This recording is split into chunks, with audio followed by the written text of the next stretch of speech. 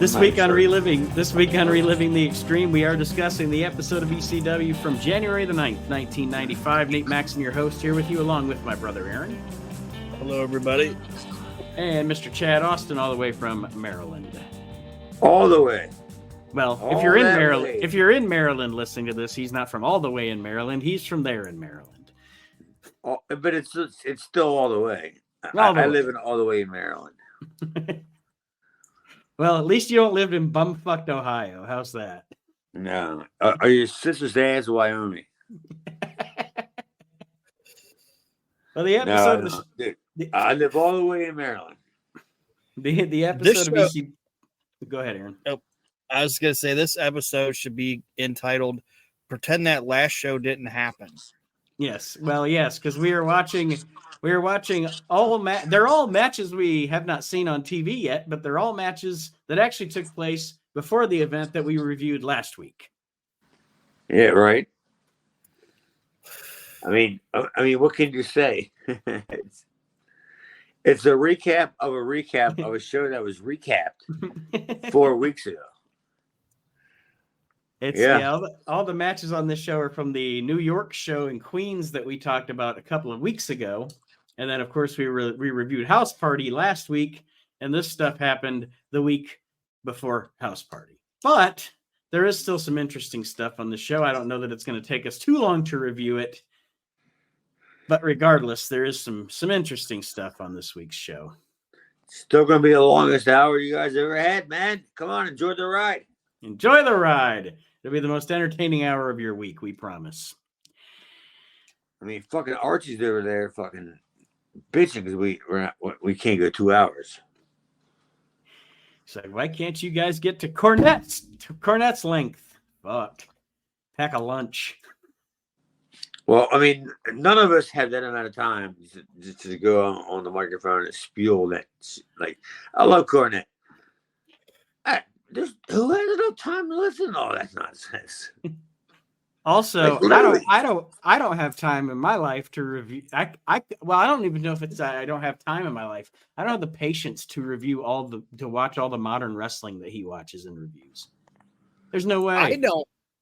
I don't have the mentality of watching something I hate. Not even I don't like. Like, I'm just not. If I don't like it, I'm just not gonna watch it. I know why Cornette does it. Cornette does it because it makes him money. Yeah, watch it as spite.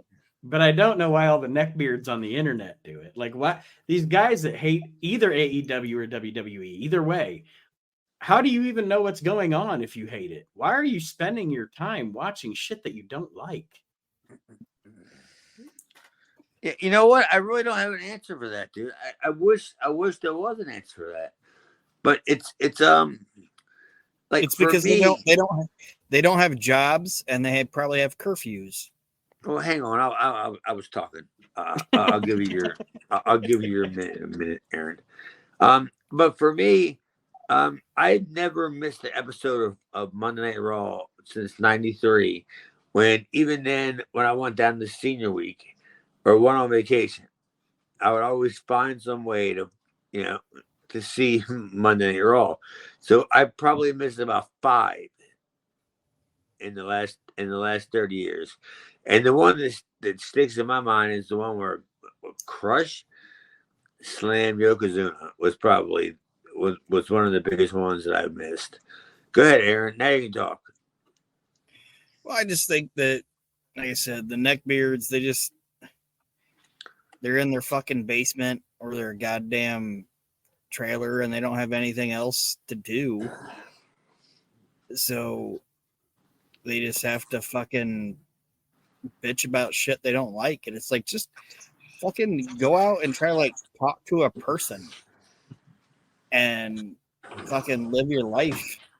Don't just fucking sit in a goddamn basement and fucking bitch about shit you don't like. It's like, just enjoy wrestling. Yes. Yeah. Watch what you like. Enjoy it. Watch what you like. Avoid what you don't.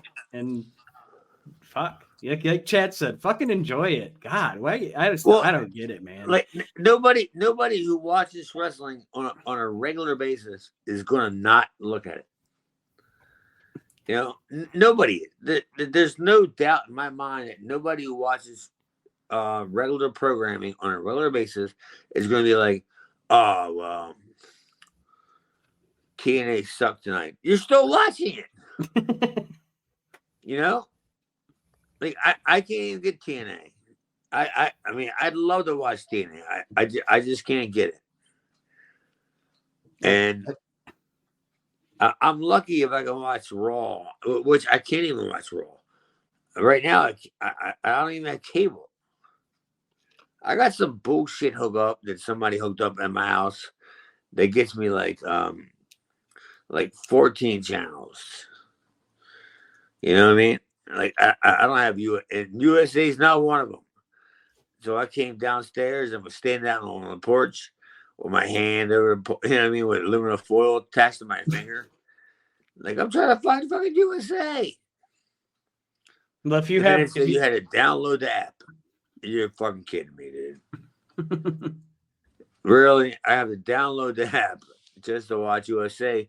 And then when I downloaded it, fucking Raw wasn't even on it. How do you watch this fucking show?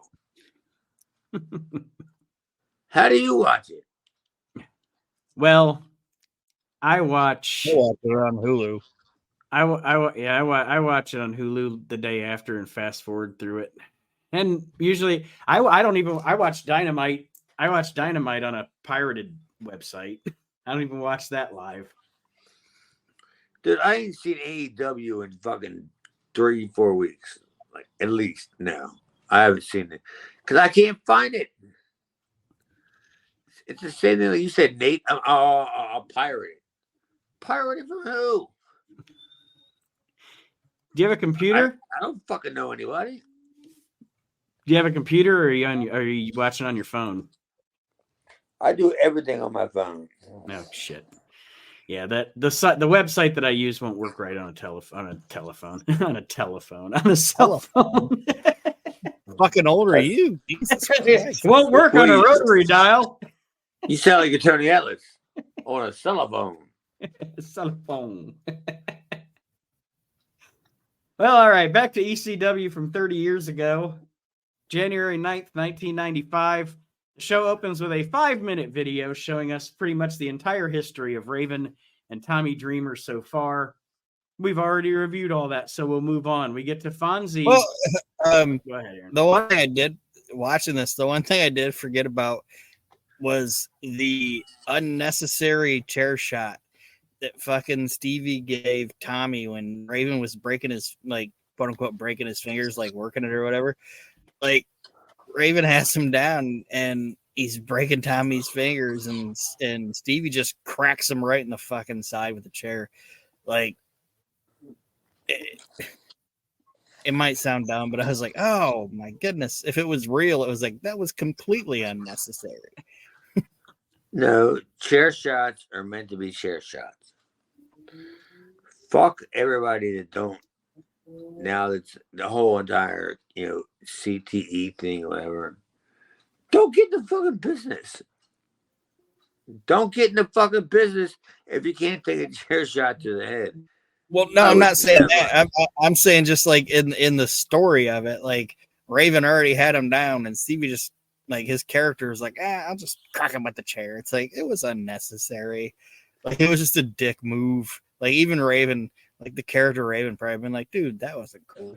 Should have done that. But anyway, go ahead. It's still a recap.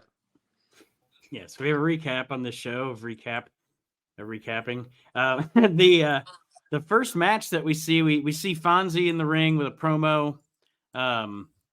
And the match is going to be Taz versus this gentleman, Nakagawa, apparently from FMW.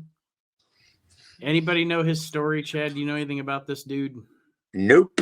All I know neither. is that Paul introduced everybody to the newest people that, like, it's fucking Victor Quinones, his doing. And it was always doing, and he's like, yeah, I want, you know, that's where you got Sumo Nugawa and like 4 other guys that ECW used like for that shit, and then when I was watching that, I was like, dude, they just brought him in with Taz, you can just kill him.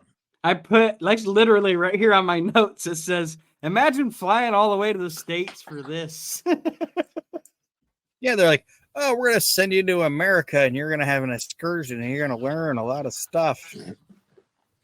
And then he gets there, and this fucking traffic cone's like, brother, you ain't doing shit today. Well, that's the way that it was. I mean, do any of you guys know Victor Quinones? I know who he is. I mean, I don't know him personally, but like I know who. Well, yeah, he would be he was usually the liaison, where he would send guys over to the States to get work. I'm not 100% sure that he was the guy that sent these guys there. You know, the Japanese guys. I mean, in the weeks going forward, we're going to see more of these guys that are there. You know, because they're taped shows.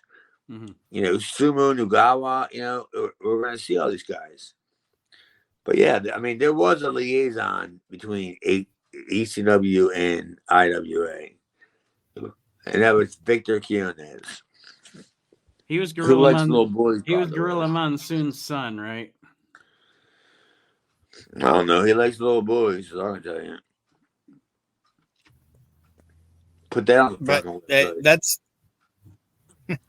that is the story. It was that he was Gorilla Monsoon's illegitimate Puerto Rican son or whatever. Maybe we'll find out the truth when Brian Solomon's book comes out. yeah. Keep listening to fucking Jim Cornette then. Why are you putting him over? I'll figure this shit out because I know Victor. He's a fucking creep. So he's a creep, and I knew it from day one. He's dead, isn't he? What's that? I think he's dead. Him and Rover Hawk? Yeah, they're both dead. All right, whatever. Who gives a fuck? Then I can say whatever I want. he ain't gonna sue us. Yeah, fuck him. Yeah, I mean, like me and my buddy, the Burr Watcher, like, the last time we hung out with them guys, and we both realized that he was a creep. Like, there's something going on. You know what I mean? Not that we had our finger on it, but we knew something was going on. You didn't have your finger on it, but he had his finger in it. That's funny. And yes, Victor Quinones croaked in 2006. So, good Lord, he lasted that long. He died at 46 and he looked 66. So that tells you he always the looked 66. Fuck Victor. Fuck him, dude. Goodbye, buddy. You and the Road Warriors. And the Rock and Rebel. I do think it's funny at the beginning of this match, they cut to it and Fonzie's yelling, and he's like, I've been to New York. Everybody knows who I am. I don't need an introduction. And then fucking Joel's like, the manager, Bill Alfonso. Hey, his whole thing was, you don't need to introduce me. They knew who I am, Daddy. I don't need an introduction. It's like, the manager, and then he introduces him anyway.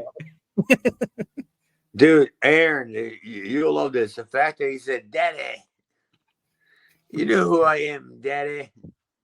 Like, he's totally just shitting the bed, like shitting it off, like, yeah, fuck you. And you know who I am, Daddy. And Daddy. I was laying in bed and I just chuckled when he said that. Like, you know, because when you go out and riff on the microphone, it's not the easiest thing to do. And Fonzie was so great at it, but he was like, "You don't know who I am, Daddy." And that just made me. I sat up out of bed and laughed, and whoever the fuck the girl was I'm staying with, just, you know, she was like, "What's wrong?" I said, "No, Fonzie just said, you know who I am, Daddy." Daddy.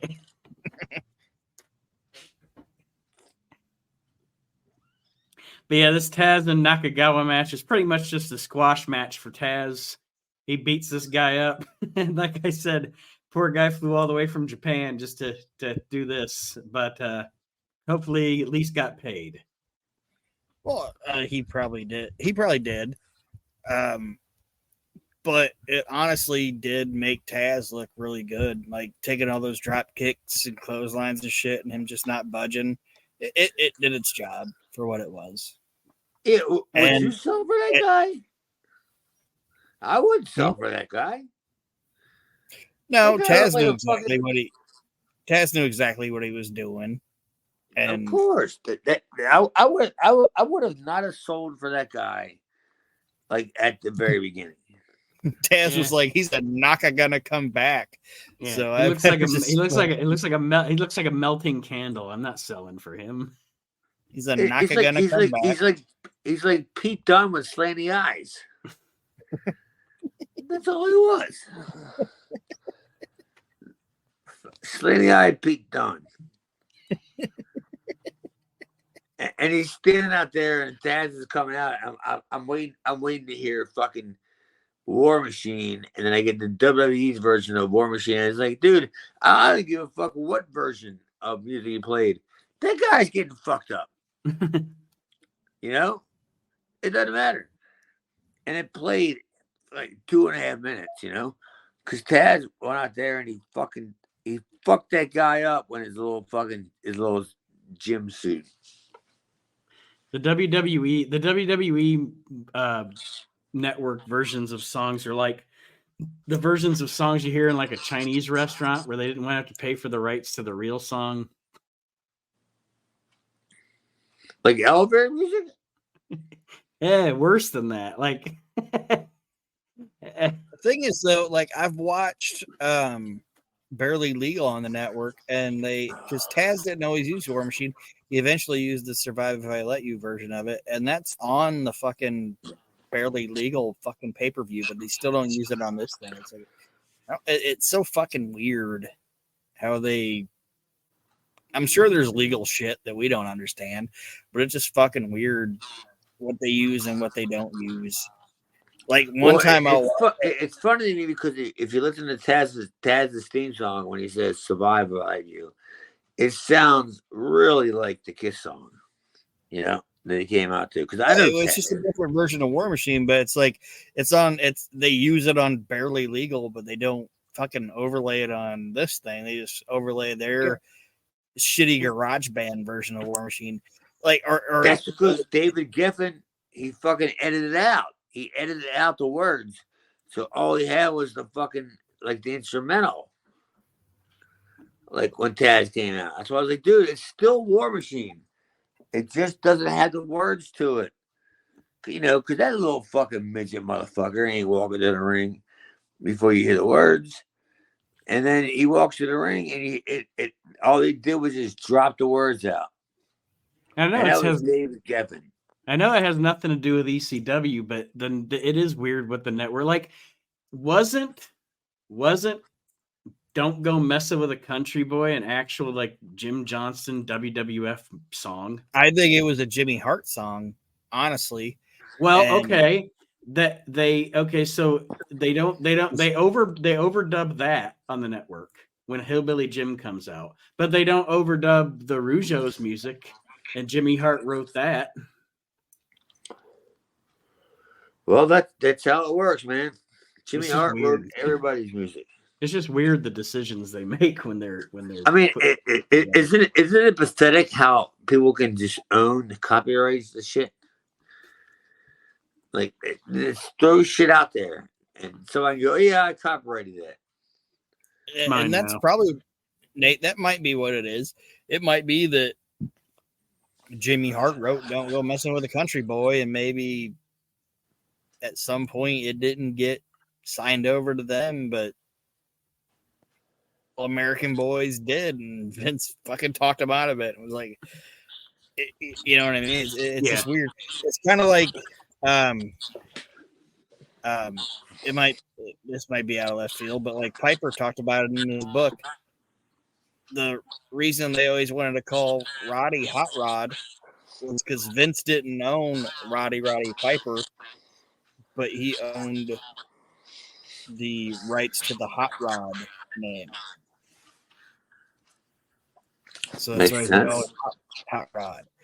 You know, like Piper hated Hot Rod because he didn't fucking own it. You know, Mm-hmm. it's just shit like that. But Taz does win this match with a Taz mission, and then after that, I love that Taz mission, dude.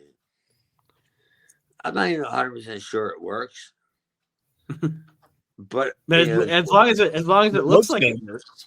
It looks like it does. I'll take that all day long. I'm gonna end up trying to put fucking what's her face in the Taz mission tonight.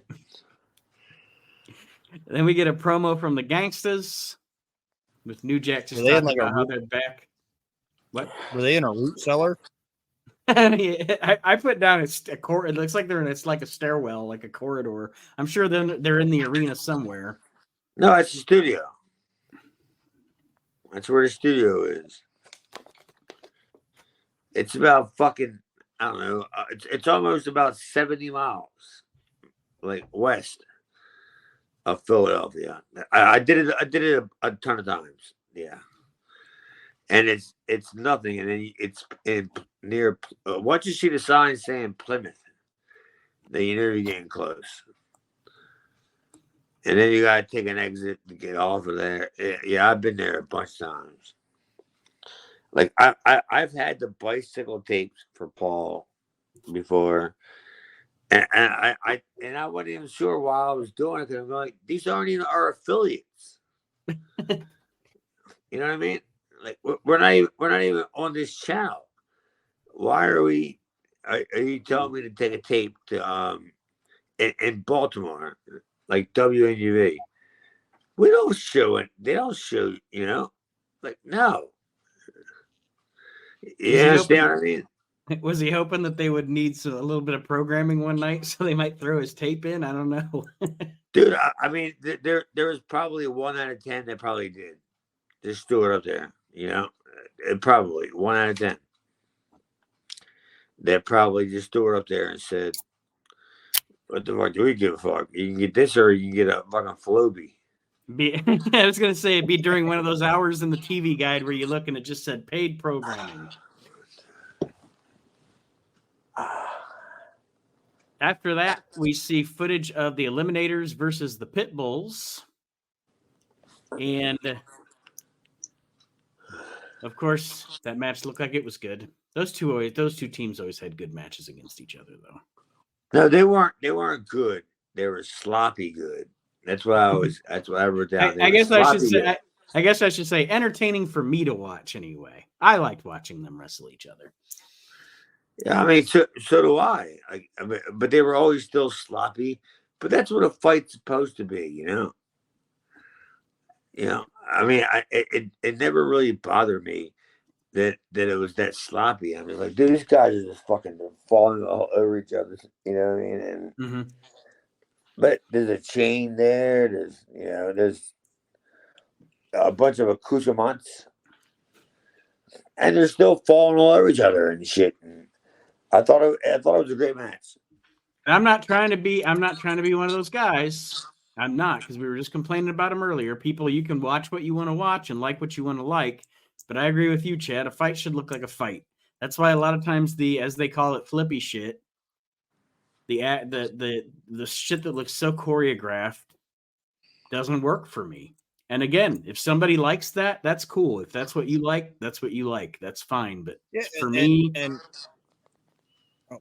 sorry, I know. I was just saying, for me, I'd rather a fight look like a fight, like Chad just said. We've asked Chad about Anthony a lot, and he's talked about him. Was Perry Saturn as badass as I think he was? Oof.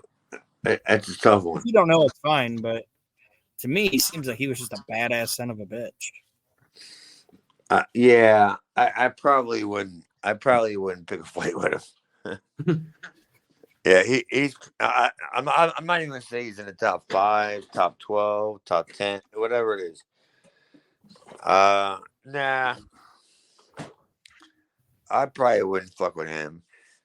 I'd probably have much better success fucking with Saturn. Because Perry was like, like that painting in Goodfellas. You got one dog going the other way, and the other guy's going, "What the fuck you want from me?" Yeah, Saturn was always aloof. Is he still alive? Saturn? Yeah, Saturn's still alive. All right, well, fuck him, man. Like, I'm not saying he was probably as badass as Anthony, but it's just, to me, Perry Saturn just seemed like he was a badass fucking human being. It's like, I don't know anything. Fuck yeah, he was. Like, how many people can you hear about got fucking shot in the head and fucking still fought?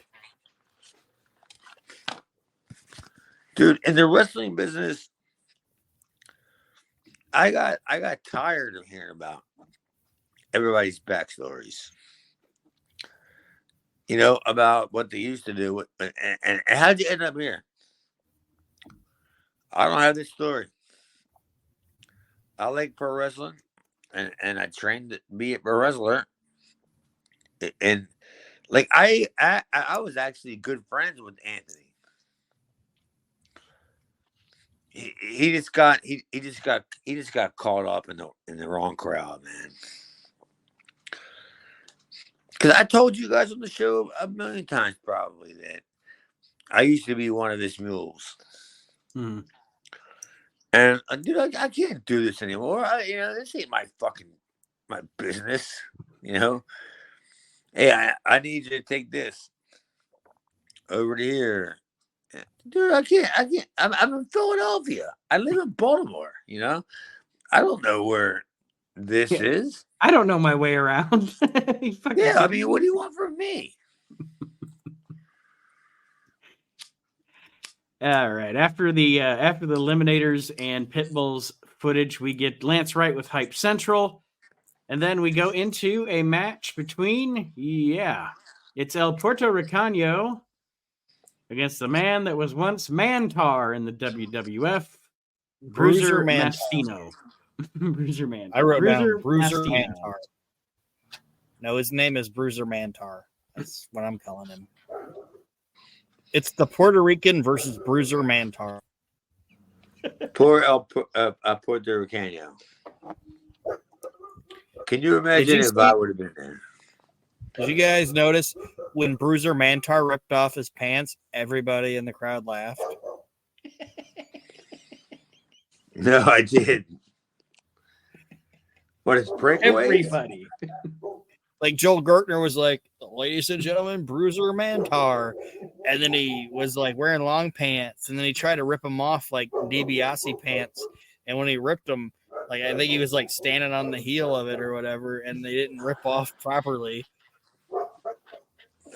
But then when he did rip them off, his big ass was out, and everybody's just like, and I'm like, oh man, Bruiser Mantaur's dead. Like he is not gonna make it. He's not gonna make it through the match with the Puerto Rican, which is actually the name. Like his El Puerto Ricano or whatever. It's just the Puerto Rican translated. So it's the Puerto Rican. Don't hate on El Puerto Ricano. I'm not. I'm just saying his name is the Puerto Rican versus Bruiser. They presented the Puerto Rican versus Bruiser Mantaur at the ECW arena. And this dude had on the back of his tights BM. It's like, you are BM. You are a bowel movement. I know, right? What's he, a bathroom attendant? Don't put BM on the back of your tights, you fat fucking piece of shit. You are a BM.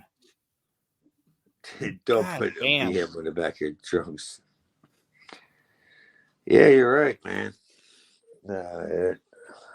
Bit of trivia: Bruiser Mastino was related to PN News. Did you know that? Oh, go figure. I thought he was PN News. I actually really did. It's not PN News. I thought it was PN News. I said I love the stuff he did with Autobots. Trivia Really? fact: their uncles are the McGuire twins. Yeah. Yo, baby, yo. I really thought he was Bruiser. He was the same guy.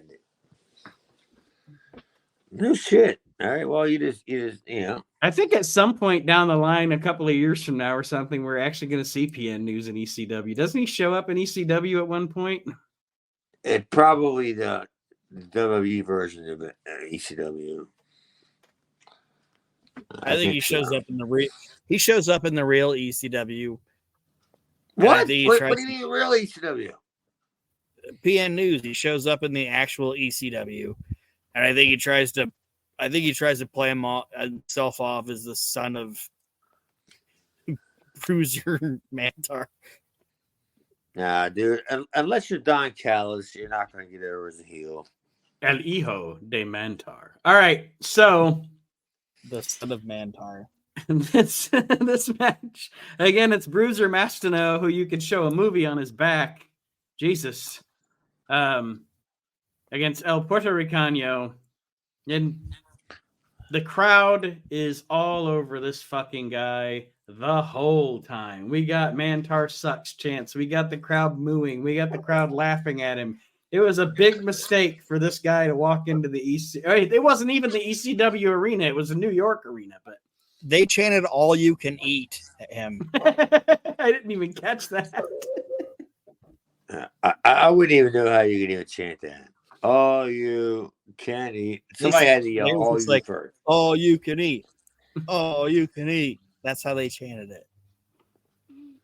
Yeah, that's incredulous. I think if he wouldn't have been Mantaur, he might have stood a chance.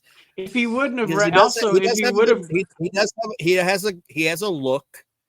You know if he would have wrestled, it would have also helped had he wrestled in a suit or something like that instead of those trunks. Yeah, the minute he ripped those pants off, it was done. Well, that's what sucked, dude. He ripped the pants off. I mean, like, why are you doing this? It's like you're built like a traffic cone. What are you fucking doing? You're like 380 pounds, and you're ripping off your traffic pants. You look like a gigantic aspirin in there. No wonder he was so late for the shows because they had to fucking do the traffic monitor. The traffic person. They introduced him at like 375 pounds, and then he ripped his pants off, and Joey was like, "Oh no, he's 450." No doubt. Slob. What a fucking slob.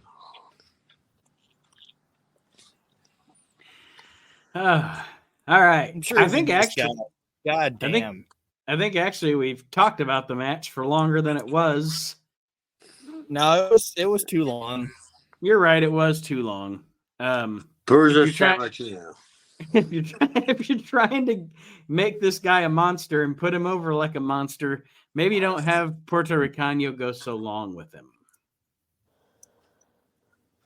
That's one of the problems. That's actually one of the problems I find in some of this early ECW stuff. Some of the times when they're trying to sometimes when they're trying to build somebody up as a monster or a threat, they give their opponent too long in the ring, too much offense. Like I said, well, it goes back to the old adage that if I just beat you up and didn't get any offense, then who did I beat up?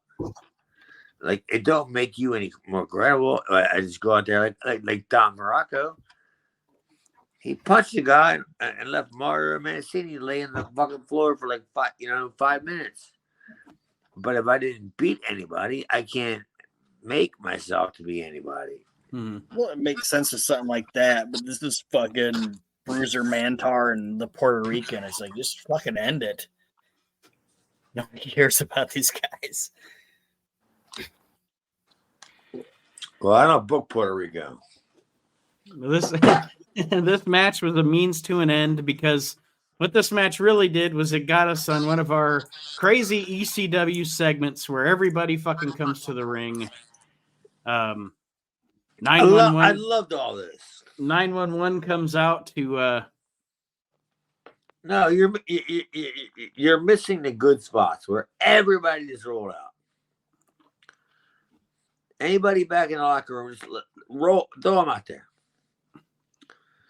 And all of a sudden you hit 911's music. And it was what? There was probably 2 people, because I wasn't there. There was probably 2 people that were like, oh, you know what I mean? Yeah. Yeah. Because they knew they were getting it. But there was like 14 people in the fucking ring. And it kind of powders out. It kind of powders out to be 911 staring down Taz. Well, Bruiser Hey, brother. Mantaur got chokeslammed like 3 times. That's what he was there for. It cracked me up too when him and Taz were like staring down each other. Bruiser Mantaur hit 911 like 3 times in the back, and 911 didn't even fucking sell it. He just like looked at him like, "What the fuck are you doing? We're back." Fuck 911. Is he alive? Oh Yeah. no! Oh, is he? Yeah, he is. I thought he was dead. I actually thought I thought he was dead. Yeah, I keep up on this shit. You guys always think people are dead, so I Google them. Oh, they all die. And then I keep up. But 911's still alive. He has like 6 kids. So? I'm just saying. And he's keeps him alive? He's got something to live for, I guess. Yeah, fuck him. Roddy Piper had a bunch of kids and he's dead. Yeah, fuck Roddy Piper. No, but I'm just saying. Anyway, but 911's still alive. I'm not writing fiction. He's alive. Well, He's living hobo. Fonzie and Todd Gordon have another little brawl out here, and of course Taz, and then the crowd, the guys in the arena. How great was Todd in the brawl? I loved it because Todd had no idea what he was doing. Not a clue. No, but that's what you want, right? Yeah, I mean Todd Gordon shouldn't look like he knows how to work. He's not a worker. Dude, I loved it. I thought it was so fucking great when I saw him as soon as he threw a punch on Fonzie, and I was like, "Oh my god!" And I did like, I did like in all the chaos, you know, with all the other wrestlers out there and stuff. One thing I noted was as Fonzie's kind of getting his ass whooped by Todd Gordon, he grabs a hold of Taz and then they fucking book it. I like that out of Fonzie's character too. Like, I'm getting my ass kicked in all the chaos. Let's get out of here. Nobody will notice that we've chicken shitted out of here. No, I didn't notice that, but it's a great observation. Huh? And then to end Todd's this, Todd's book is so good. Hold on, just really quick, just to end the segment. JT eats a choke slam. JT Smith eats a choke slam to end the segment. Go ahead, Aaron. Talking about Todd's book, like I said, it's really good. And he was talking about there was a whole chapter on Terry Funk, and I was going to bring this up because I don't know if Chad ever heard about it, but Todd said Terry Funk was talking to some younger guy in the locker room, and the guy was like talking about his neck, and Terry Funk was like, "Oh, you know, you can't ignore neck injuries. Those are really bad. Don't ignore it. Make sure you get it taken care of." And the guy was like, he was like, "Terry, I can't afford to like get that. I can't afford to go to the doctor and get surgery and all that." and Terry told him to do the rental car gimmick. Which is? And apparently, what the guy, I don't know what the rental car gimmick is. And Terry was like, well, you get a rental car and you pay the premium, like full collision and all that. And then you just rent the car and you get in it and you just drive right into a pole or a tree and just wreck the shit out of it. You drive right to a pool or a tree.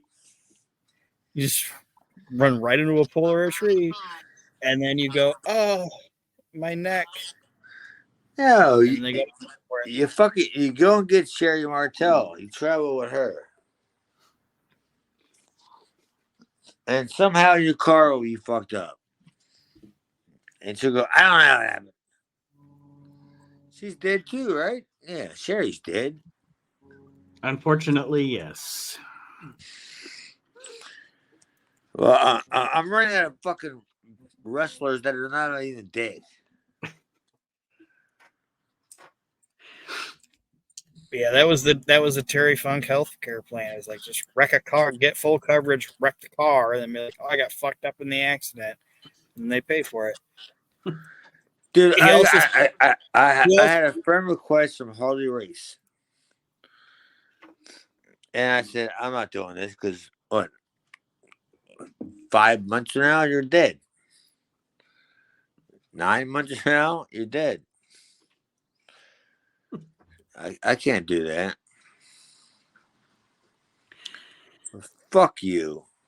The next segment on this ECW show, we have Stevie Richards, the Blue Meanie, and the Dudleys out in the ring. Meanie dances, and then Bubba comes out, and Bubba dances, and then Bubba slaps Meanie. But Meanie and Bubba have a little dance-off to entertain the crowd. And I still think it's great that no matter where they're at, the crowd's like, Bubba, Bubba, Bubba. I love the Bubba chant. Go, Bubba, dude, go, Bubba, go. So do I, dude. I mean, me and Bully, me and Mark we're friends. Well, actually, we're pretty good friends. Yeah, and we always talk about that. He's like, yeah, the stuttering thing wasn't my thing. Yeah, I know, but it was what it was. You know what I mean? It was what it was. And it was over, and that's what matters. That's what we ultimately, I guess you can say that's what it ultimately meant. It was over. Mm-hmm.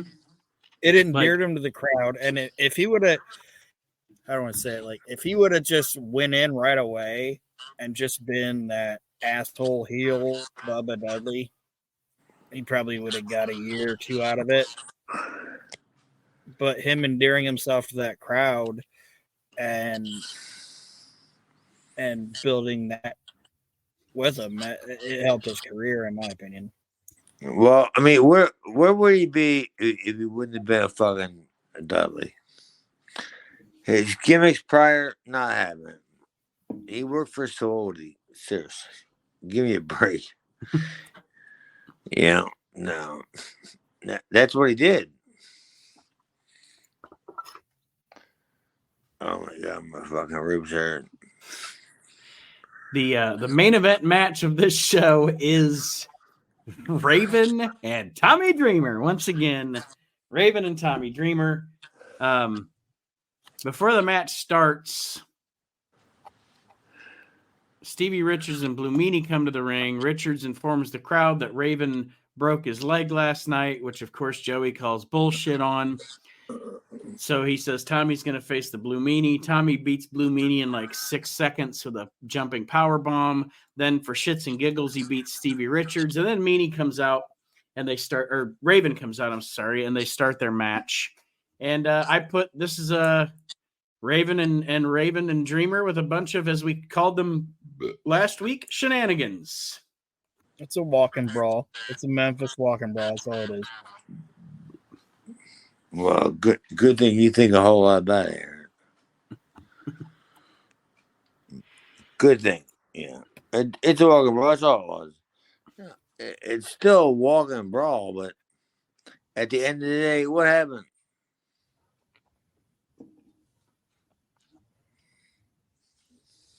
Tommy lost.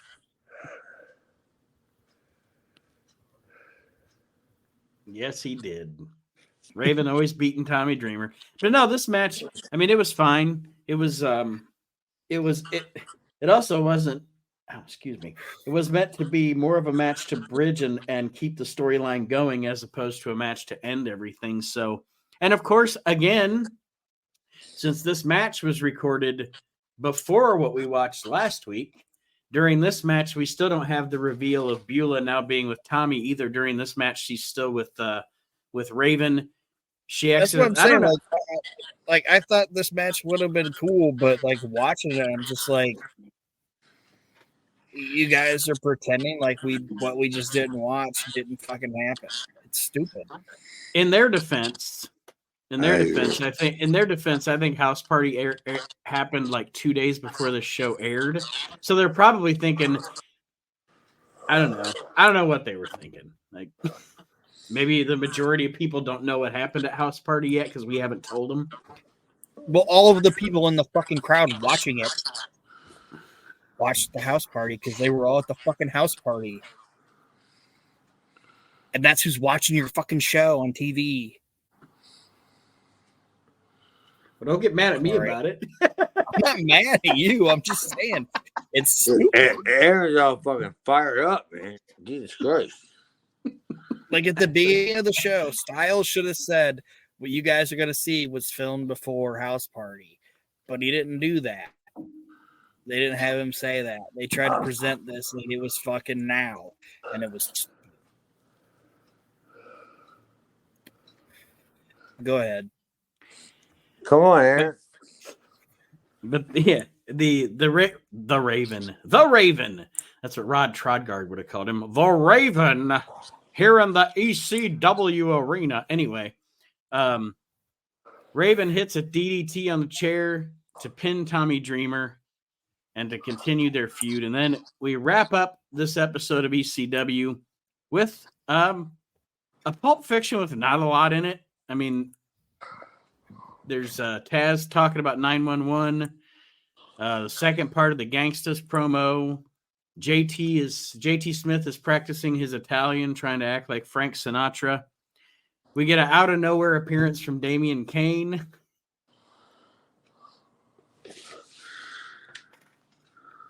And then we get Blue Meanie and Stevie cutting their promo, and then Shane Douglas shows up, and to end the show, Joey's like, "Was that Shane Douglas? What's he doing here?" It's like, that's why he was here yesterday, fucking idiot.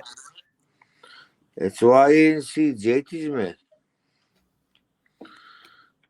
Shane said, I should say, there's fucking sneakers on sale. The milk's like $2.99 at Walmart.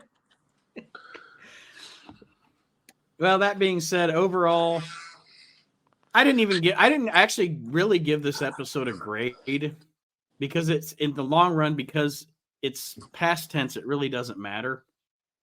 So I didn't even really grade it. It was just there. I still gave it a B+. Come on, man. Aaron, what about you? I give it a D. Good job, man.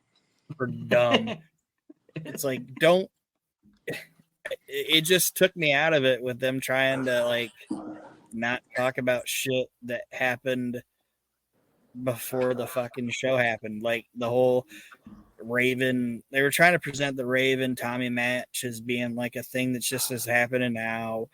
And then Shane shows up and Joey's like surprised that Shane's there. It's like, well, he was just fucking there. It was bad placing in my opinion. Wow. What Continuity. Do your little speech, Nate. We will see where next week takes us. in ECW as we continue reliving the extreme. I want to thank everybody for joining us this week. But where can you follow me at? You can follow Chad. You don't even know where you're at. We follow you. Yeah, and that's pretty funny. No, I don't. But on the internet, they know where I'm at. Yes, you can find Chad on the Facebook. And I believe you're still on Twitter, aren't you? Yeah. And you can also find us at patreon.com/reliving the extreme. And you can check out the WNR podcast network on YouTube now. I have like the 5 most recent episodes of this show up on YouTube. If you would like to listen to them on YouTube, you can do that as well. So again, like I said, patreon.com/reliving the extreme. Find the WNR podcast network on Facebook or on the YouTube. And for Chad, for Aaron, we want to thank you for listening. And we'll see everybody next week as we continue reliving the extreme. Have a great week, everybody.